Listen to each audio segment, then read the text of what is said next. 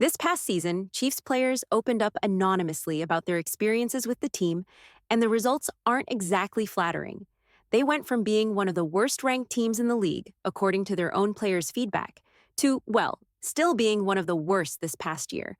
So, what's going on here? Why does this continue to be such a bad look for the Chiefs? And what needs to change to turn things around? Let's dive in.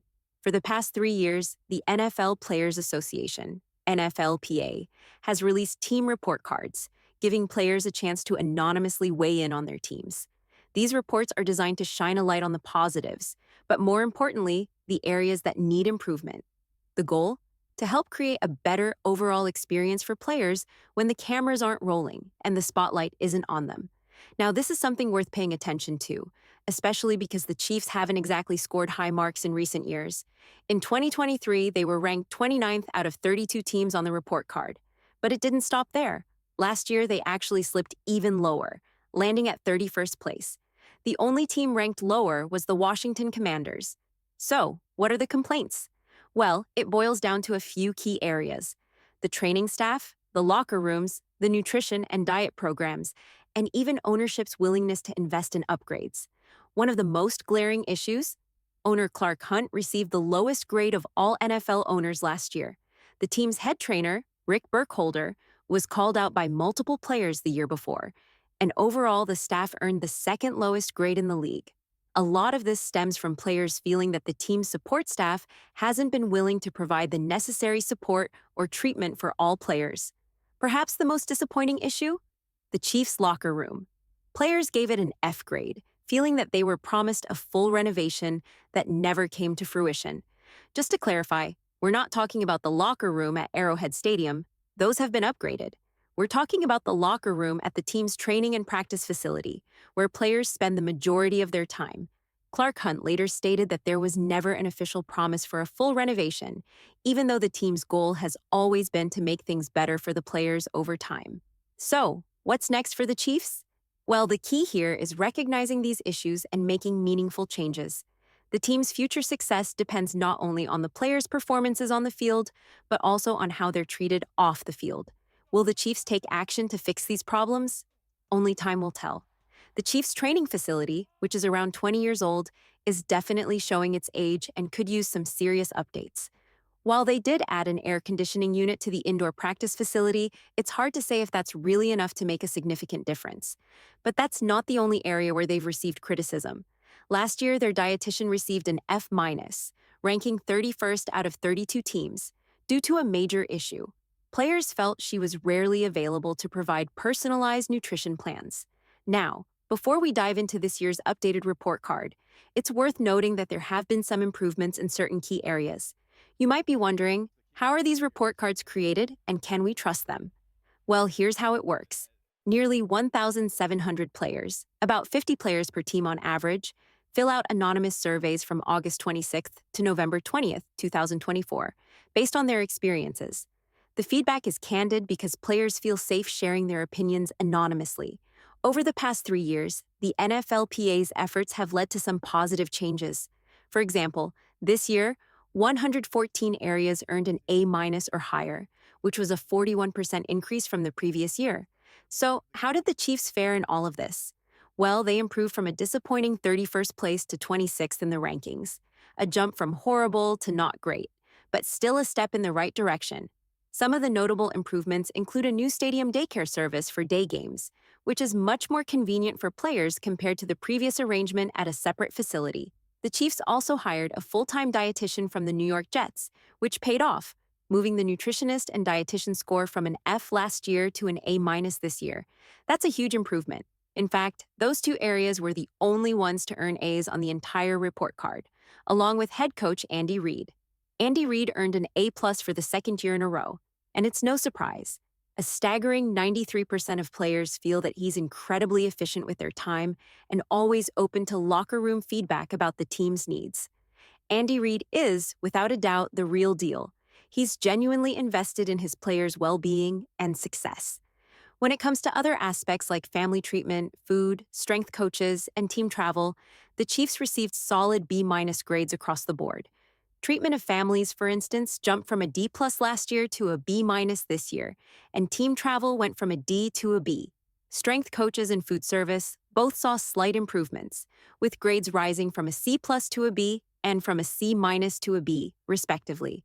A big part of that food improvement likely came from the addition of the new dietitian, who was previously with the New York Jets.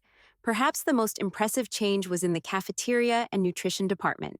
The nutritionist and dietitian grades soared from an F to an A minus this year, a huge leap that players clearly appreciated. Another highlight was the introduction of daycare services at the stadium on game days, which played a big part in boosting the treatment of families. The team's training staff also saw a notable improvement, climbing from an F to a C grade.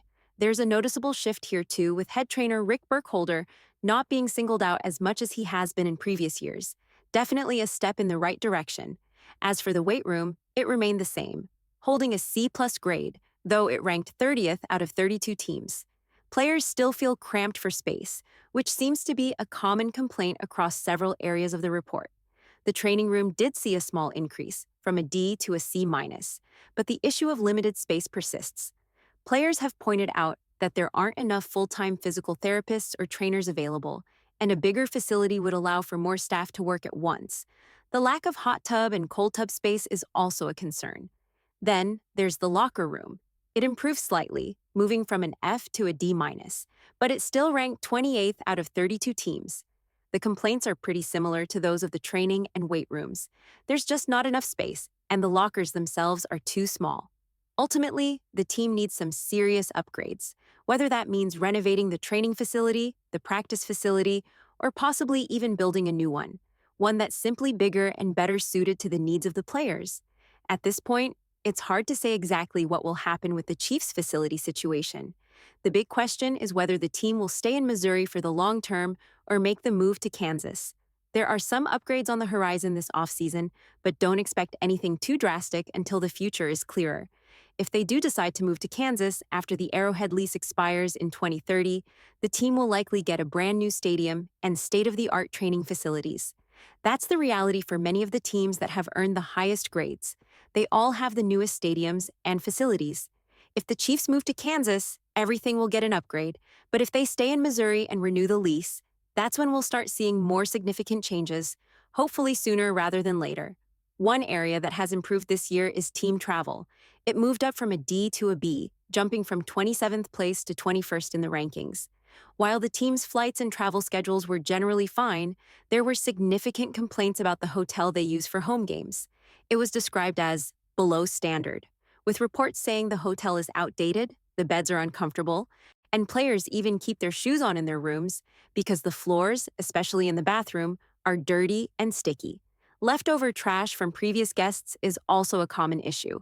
Unsurprisingly, this hotel scored the lowest across the entire NFL. It seems like an easy fix, right? Just get them a better hotel.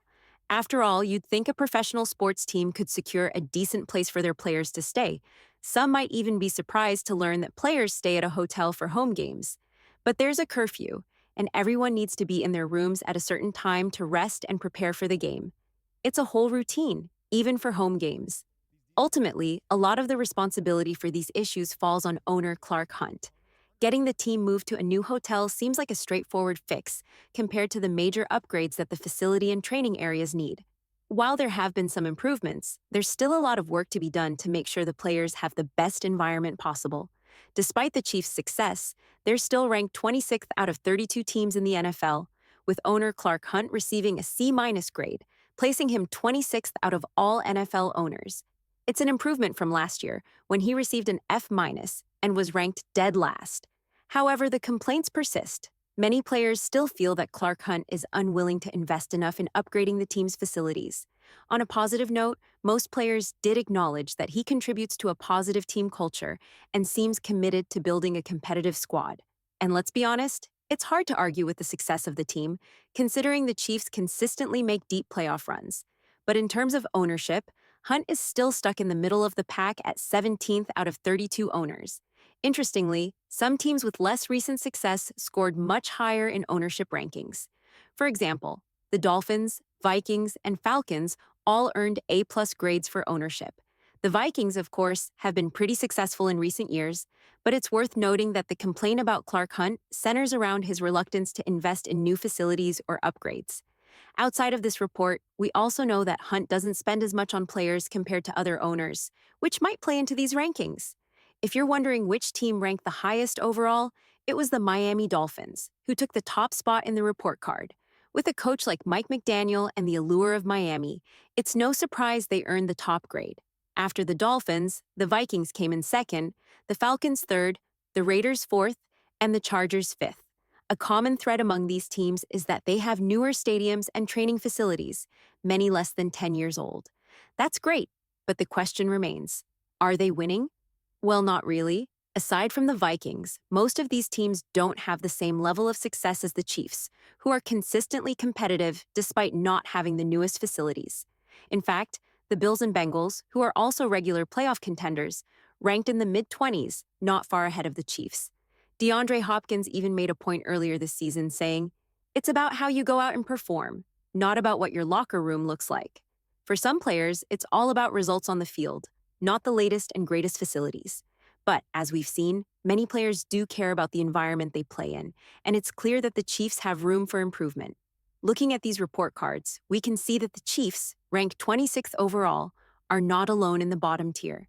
The teams ranked below them include the Buccaneers at 27th, the Steelers at 28th, the Jets at 29th, the Browns at 30th, the Patriots at 31st, and the Arizona Cardinals dead last.